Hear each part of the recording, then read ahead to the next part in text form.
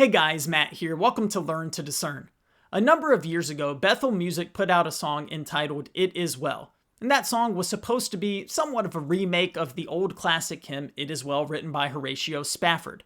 The problem is, Bethel's version is really unbiblical and actually leads somebody to have a false hope.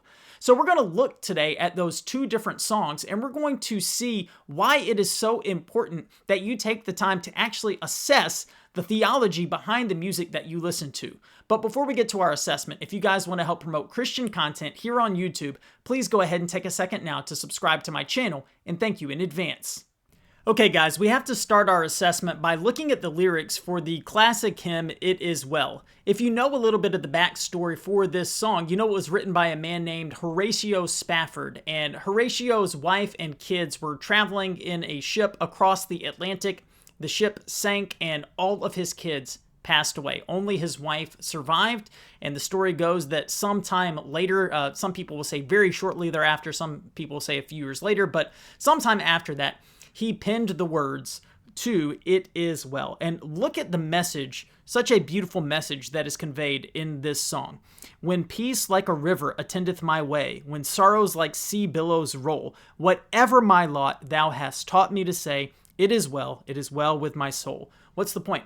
Man, if things are going well, if things are going poorly, whatever my lot, no matter what is happening, I'm going to say it is well with me. Now, why? What is that rooted in? Look here, the second verse. Though Satan should buffet, though trials should come, let this blessed assurance control, that Christ has regarded my helpless estate and hath shed his own blood for my soul. So even when difficult times are coming my way, I remember what Christ has done for me on the cross, and I can say, it is well with my soul. So I'm content in every circumstance because I look to Christ, I look at what he has done in the last stanza here, and Lord, haste the day when my faith shall be sight, the clouds be rolled back as a scroll, the trump shall resound, and the Lord shall descend, even so it is well with my soul. So what is Horatio trying to convey here?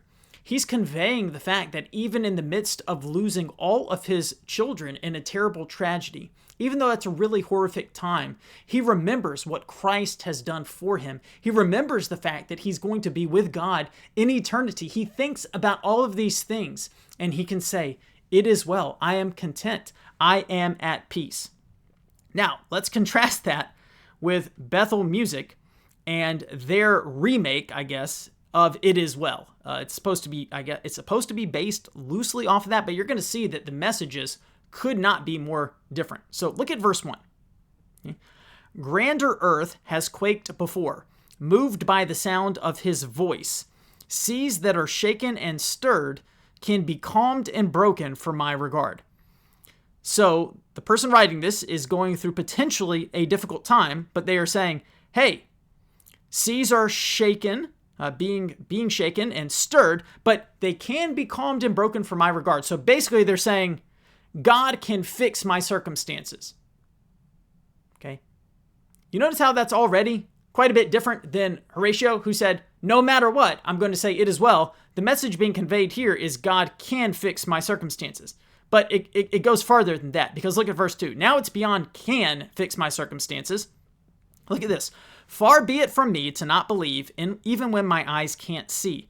And this mountain, that would be a difficult time, that's in front of me, will be thrown into the midst of the sea. So why is the person singing this song, why are they saying it is well? They're saying, yeah, I'm going through a difficult time, but God is going to change my circumstances, right? Not just can. Verse 1 was God can do it.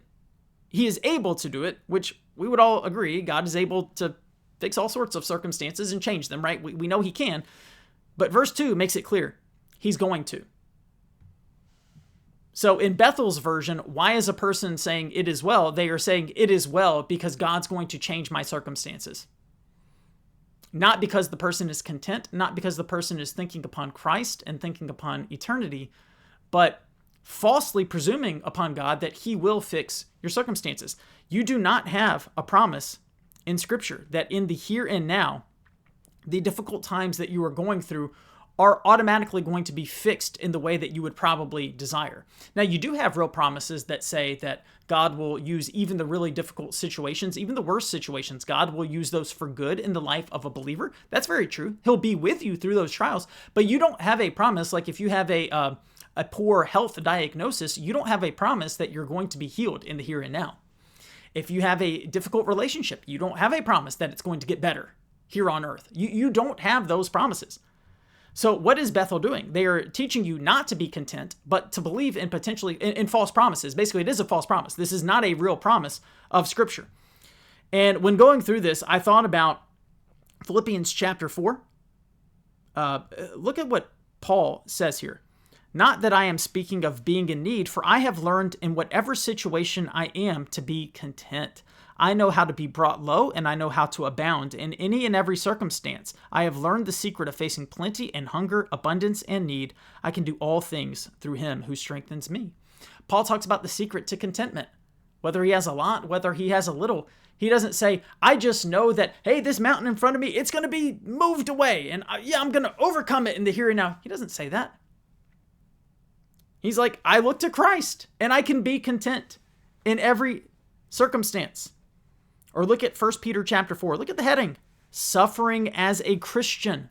Suffering is a part of the normal Christian experience. Again, it doesn't mean that God can't do miraculous things. Of course he can.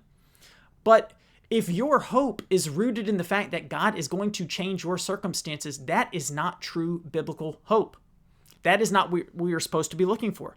When Peter here writes about suffering as a Christian, look at what he says here in this last verse. Therefore, let those who suffer according to God's will entrust their souls to a faithful Creator while doing good.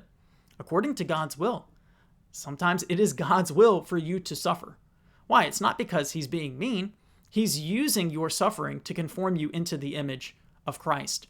You know, this bad theology that we're seeing expressed in this Bethel song, it is not harmless. When people sing this, I do believe that there are certainly people who sing the song and they don't really think about the theological implications. That is certainly true. In fact, full disclosure, I used to listen to the song back in the day and I wasn't really thinking about it. It was just kind of catchy. But I have also seen people who they do take this sort of thing to heart. When they see this mountain that's in front of me will be thrown into the midst of the sea, they believe that that's true. They believe that their difficult times will get better, that their circumstances are going to change. And we saw that sometimes it's God's will for that not to happen, for you to continue suffering. And if your hope is rooted in Bethel's version of it is well, it is not going to be well for you. You will live in complete despair. There's something that's really beautiful about taking the biblical approach, like Horatio had in his song. No matter what may come my way, whatever my lot is, I can say it is well with my soul because I remember what Christ has done for me and I know my future. I know where I'm going. I know who I'm going to be with. I know what it will be like in eternity. I'm not as concerned in the here and now. Friends, all of this, these poor theological movements and poor theological churches that are putting out a lot of bad theological songs, they are dangerous. There's different levels of how dangerous they are, but make no mistake about it, there are practical consequences that come about because of this. So I would highly encourage you, if you've been listening to some of these different churches that put out the bad music where they have bad teaching, Elevation, it's in their songs as well. Maybe I'll make a video at some point. I already have, but maybe I'll make another one talking about some of the bad theology in their music. Bethel, Hillsong, some places like that. Yeah, there are some songs that are okay, but there's a lot of problems in there as well. I really highly recommend for you to stop listening to their music.